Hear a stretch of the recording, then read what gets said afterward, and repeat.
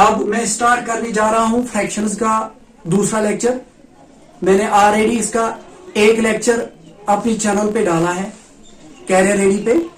अगर आप वो देखोगे तो वो जरूरी है, पहले आपको देखना है वो, क्योंकि जब आप पहला वाला वीडियो देखोगे तभी आपको दूसरा वाला वीडियो समझ आएगा। उम्मीद है कि आप वो वीडियो पहले देखोगे, फिर इसके बाद इस वीडियो को देखोगे। तो आपका ज्यादा टाइम लेने के बगैर मैं अपने टॉपिक पे आऊंगा।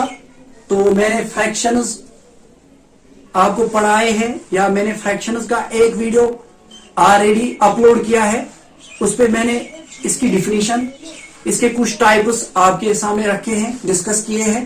तो आज मैं जो इसका एक और टाइप लेने जा रहा हूं वो है यूनिट फ्रैक्शन या यूनिट फ्रैक्शंस। देखो यहां पे पहले नाम आया है यूनिट, समझना है यूनिट का मतलब क्या होता है। यूनिट हम मैथ में बोलते हैं वन को, याद रखना। तो जब आपको फ्रैक्शंस का न्यूमरेटर वन होगा, ऐसे आपके पास ऐसे फ्रैक्शंस होंगे जिनका न्यूमरेटर, जिनका एक पार्ट, मैंने आपको पहले ही बोला है, जो फ्रैक्शंस होते हैं या जो फ्रैक्शन होती है उसके दो पार्ट्स होते हैं। ऊपर वाला जो पार्ट होता है उसको हम न्यूमरेटर बोलते हैं, और जो इसका नीचे वाला पार्ट होता है उसको हम डिनोमिनेटर बोलते हैं। तो अगर आपका न्यूमरेटर वन वन होगा, हर किसी फ्रैक्शन का न्यूमरेटर अगर वन वन होगा, तो आप सिंपली बताओगे मैथ में या फ्रैक्शंस में, इसको हम यूनिट फ्रैक्शन बोलते हैं। ठीक है, इसके बाद आएंगे हम लाइक फ्रैक्शन पे। लाइक फ्रैक्शंस और इसका एक और है अनलाइक फ्रैक्शंस। ठीक है, ये और दो है। लाइक हम किसको बोलते हैं और अनलाइक हम किसको बोलते हैं, ये भी हम डिफरेंशिएट करते हैं on the basis of denominator, यानी कि लाइक कौन सा है और अनलाइक कौन सा है। अगर आपके पास ऐसे फ्रैक्शंस होंगे 1/7, 2/7, 3/7, 4/7 एक्स्ट्रा। इसी तरह अगर आपके पास होगा 2/5, 3/8, 7/15, 10/17, ये कुछ फ्रैक्शंस यहां पे मैंने लिए, कुछ फ्रैक्शंस मैंने यहां पे लिए। अब आप बताओगे कि डिफरेंस क्या है।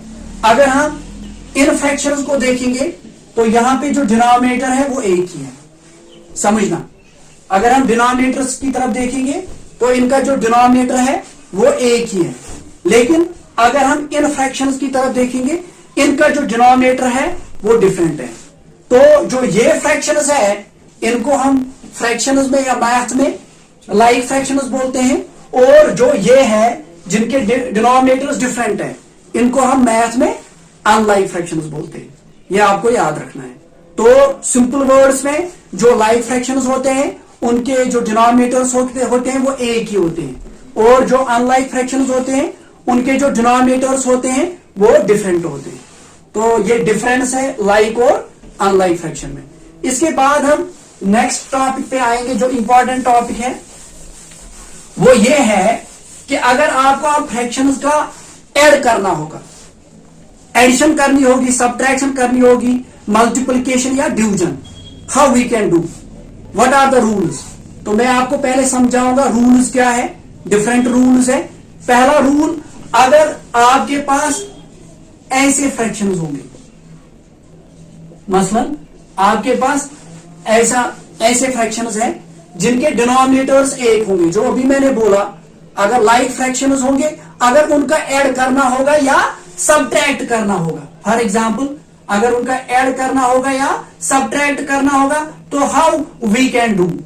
मैं आपको प्रोसीजर बताऊंगा, करना क्या है, रूल्स क्या है। तो आपको क्या करना है, जब डिनोमिनेटर सेम होंगे तो आपको डिनोमिनेटर्स के बदले एक ही डिनोमिनेटर लिखना है।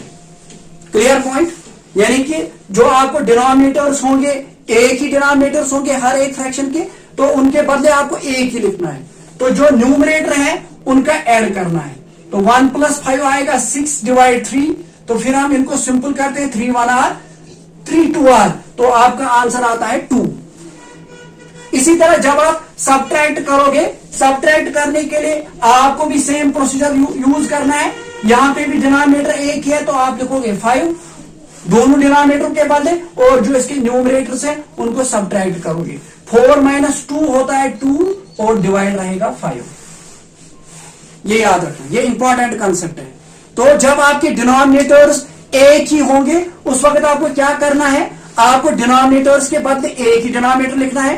अगर 10 होंगे, 15 होंगे, 20 होंगे, जितने भी फ्रैक्शंस होंगे तो आपको डिनोमिनेटर्स के बदले एक ही लिखना है। न्यूमरेटर्स का ऐड करना होगा या सब्ट्रैक्ट करना होगा, जो भी ऑपरेशन होगा फंडामेंटल ऑपरेशन, तो उनमें से जो भी होगा तो उस वक्त आपको खासकर प्लस और माइनस के टाइम में बोल रहा हूं, सॉरी प्लस और माइनस के टाइम आपको न्यूमरेटर और डिनोमिनेटर, जो न्यूमरेटर होगा उनको ऐड करना है जब ऐड करना होगा, और जब सब्ट्रैक्ट करना होगा तो न्यूमरेटर्स को सब्ट्रैक्ट करना है, लेकिन जो डिनोमिनेटर होगा उनके बदले एक ही लिखना होता है। ये रूल है, ये प्रोसीजर है, ठीक है। फिर से मैं समझा रहा हूं, यानी कि अगर आपके पास एक ही डिनोमिनेटर्स होंगे, फ्रैक्शंस के एक ही डिनोमिनेटर्स होंगे तो क्या करोगे आप, अगर आपको ऐड करना होगा या सब्ट्रैक्ट करना होगा तो आपको डिनोमिनेटर्स के बदले एक ही डिनोमिनेटर लिखना है और न्यूमरेटर्स को ऐड करना है। और इसी तरह जब आपको यहां पे भी यही प्रोसीजर अप्लाई करना है, यानी कि डिनोमिनेटर्स के बदले एक ही डिनोमिनेटर और न्यूमरेटर्स को सब्ट्रैक्ट करना है। ये रूल है, ये प्रोसीजर है। तो इसके बाद अब अगर आपके पास अनलाइक होगी, अनलाइक फ्रैक्शन, तो वहां पे आप क्या करोगे, what will be the procedure. अगर आपके पास ऐसा होगा 2 / 7 प्लस 3 / 5, इसी तरह सब्ट्रैक्शन का भी मैं एक लिखूंगा यहां पे 2 / 5 माइनस 7 / 10 फॉर एग्जाम्पल। मैंने दो फ्रैक्शंस लिए, इनका डिनोमिनेटर जो है वो डिफरेंट है ऑलरेडी, लेकिन ऑपरेशन बीच में प्लस है और यहां पे माइनस है। तो यहां पे आप कौन सा प्रोसीजर अप्लाई करोगे जब अनलाइक डिनोमिनेटर्स होंगे या अनलाइक फ्रैक्शंस होंगे। यहां पे हम मेथड यूज करते हैं, उसको हम बोलते हैं cross multiplication method, CMM means cross multiplication method, जिसको हम कश्मीरी में बोलते हैं कैंची जरूर। तो ऐसा बूझमुत थोड़ा वन बह कशर पे ताकि तुम समझ यह कंसेप्ट यथ वन कैंची जरूर। मेरे पास एक कैंची है, यह मे ब्रोट कन सीजर हज, बह हावो तुम कथ कैंची जरूर कर अत क्या पे नाव कैंची जरूर। वुचो ये सात मल कर और यथ, तो यहां पे हम मेथड यूज करते हैं क्रॉस मल्टीप्लिकेशन मेथड। करते क्या है, हम इसको और इसको मल्टीप्लाई करते हैं, इसको और इसको मल्टीप्लाई करते हैं और लास्ट पे इसको और इसको मल्टीप्लाई करते हैं, फिर ऐड करते हैं। ये प्रोसीजर है, ये रूल है। तो कैंची जरूर इसको क्यों बोलते हैं, हमारे पास सीजर है, जब हम इस सीजर को खोलते हैं ना ऐसे सेम लाइक दिस, मैंने इस कैंची को खोला, अगर आपको नजर होगी तो मैंने कैंची को ऐसे खोला, जब मुझे कुछ काटना होता है कैंची से तो मैं इसको ऐसे बंद करता हूं। Same is the procedure. It means that आपको क्या करना है, पहले इसको और इसको मल्टीप्लाई करना है, इसको और इसको मल्टीप्लाई करना है और इसको और इसको मल्टीप्लाई करना है। इसी तरह जैसे ये सीजर है, खोलते वक्त ये वाला पॉइंट, ये वाला पॉइंट, यानी कि ये वाला नंबर, ये वाला नंबर, ये वाला नंबर और ये वाला नंबर, लास्ट पे जब हम बंद करते हैं तो ये वाला नंबर और ये वाला नंबर। तो ये आपको ख्याल रखना है, इसीलिए इसको बोलते हैं क्रॉस मल्टीप्लिकेशन मेथड, और कश्मीर में हम बोलते हैं इसको कैंची जरूर। ठीक है, तो हम करते कैसे, मैं यहां पे इसका आंसर लिखूंगा 2 5 R होता है 10 प्लस 3 7 R होता है 21 डिवाइड 7 3 R होता है 35। तो यहां पे आएगा 31 डिवाइड 35। तो मैंने क्या किया, मल्टीप्लिकेशन करनी है, 2 5 R होता है 10, 3 7 R होता है 21, बीच में प्लस है, डिवाइड 7 5 R होता है 35। तो फिर इनका ऐड करते हैं, 10 प्लस 21 होता है 31 और 35 होता है ऐसे सेम। ठीक, इसी तरह जब हम सब्ट्रैक्शन करेंगे इसका और इसका, यहां पे भी same rule CMM cross multiplication method. तो यहां पे आप क्या करोगे, 3 × 10 होता है 30 माइनस 7 × होता है 35 डिवाइड 5 10 R होता है 50। ठीक है, तो यहां पे जब हम सब्ट्रैक्शन करते हैं तो यहां पे आएगा आंसर -5 डिवाइड 50, क्योंकि 30 में से 35 नहीं उतरेंगे, तो हम क्या करते हैं, हम -35 में उतारते हैं, तो यहाँ पे नेगेटिव साइन आती है। फिर ये आगे और एक कंसेप्ट आता है, इसलिए मैं यहाँ पे मैंने ऐसे ही पार्ट डाला था, तो यहाँ पे एक और कंसेप्ट आता है, वो हम आगे इंशाल्लाह पढ़ेंगे। तो यहाँ पे जब हम इसको सिंपल करेंगे 5 5 10 तो आपका आंसर आएगा 1 -1 डिवाइड 10।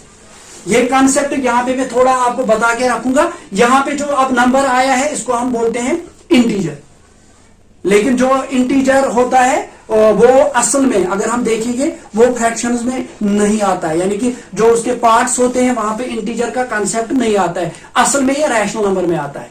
ठीक है, तो ये चीज भी आप याद रखोगे अगर आपको कंफ्यूजन होगा, तो इसलिए मैंने ये पॉइंट भी यहां पे पॉइंट आउट किया। ठीक है, तो इसके बाद अब हमें पढ़ना है मल्टीप्लिकेशन और डिवीजन, लेकिन उसके लिए एक और इंशाल्लाह मैं लेक्चर लेके आऊंगा ताकि आपको कंसेप्ट क्लियर होंगे।